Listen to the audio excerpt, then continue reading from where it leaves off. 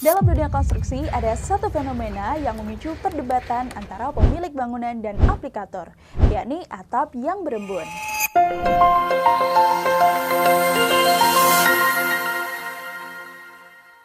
Banyak yang mengklaim ini terjadi karena kegagalan material, namun pada dasarnya ada variabel lain yang mempengaruhi kondisi ini terjadi.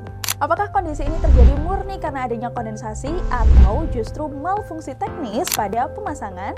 Hari ini di Shieldpedia, kita akan membedah parameter teknis di balik fenomena embun yang terjadi pada atap JPVC. Mari kita bicara sains. Kondensasi terjadi ketika suhu permukaan material berada di bawah dew point atau titik embun dari udara di sekitarnya. Atap UVC pada dasarnya memiliki konduktivitas termal yang rendah, yang artinya ia adalah isolator panas yang baik. Namun, masalah muncul saat terjadi akumulasi kelembapan relatif atau relative humidity yang tinggi di dalam ruangan.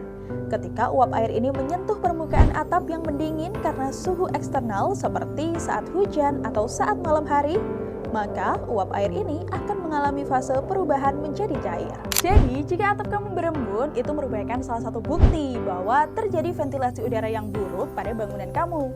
Bukan berarti material UPVC-nya berpori atau bocor ya. Faktor yang paling penting pada kasus ini adalah sirkulasi udara. Pada bangunan tanpa ventilasi udara yang memadai, maka uap air akan terjebak di dalamnya dan memicu tekanan parsial yang tinggi. Sehingga tanpa adanya pertukaran udara yang cukup, kelembapan ini akan terus berusaha untuk mencari permukaan untuk menciptakan embun. Terutama pada bangunan dengan bentang lebar seperti gudang atau lapangan olahraga. Pemasangan turbin ventilator atau penyediaan louver yang cukup adalah standar wajib untuk menyeimbangkan kelembapan di dalam bangunan. Disinilah kualitas material mulai diuji. Atap UVC Dr. Seal Twin Wall dirancang dengan profil rongga udara atau air chamber. Secara teknis, rongga ini juga berfungsi sebagai thermal break.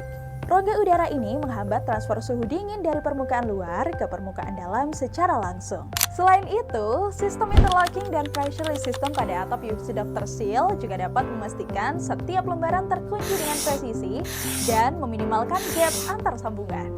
Namun, seringkali embun dijadikan sebagai kambing hitam untuk menutupi permasalahan dalam pemasangan. Inilah beberapa temuan kami terkait kesalahan pemasangan pada atap JPVC.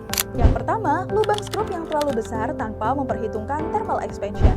Akibatnya, air hujan masuk melalui celah skrup. Yang kedua, pemasangan overlap yang tidak presisi menyebabkan air tertarik ke atas melalui celah antar lembaran karena gaya kapiler.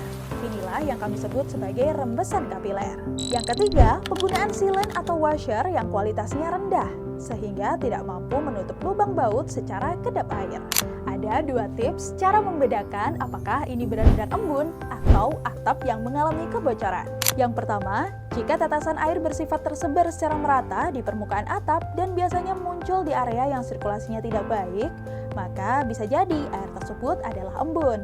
Lalu yang kedua, namun jika air mengalir mengikuti jalur gravitasi, biasanya bersumber dari satu titik, seperti dari skrup atau dari sambungan, dan volume airnya jauh lebih konsisten saat hujan, maka bisa dipastikan itu merupakan kebocoran teknis. Kesimpulannya, penting untuk ditekankan bahwa atap UVC juga bisa mengalami kondensasi jika sirkulasi udara atau ventilasi udara pada bangunan tersebut memang buruk, bukan karena materialnya yang berpori atau mengalami kegagalan produk.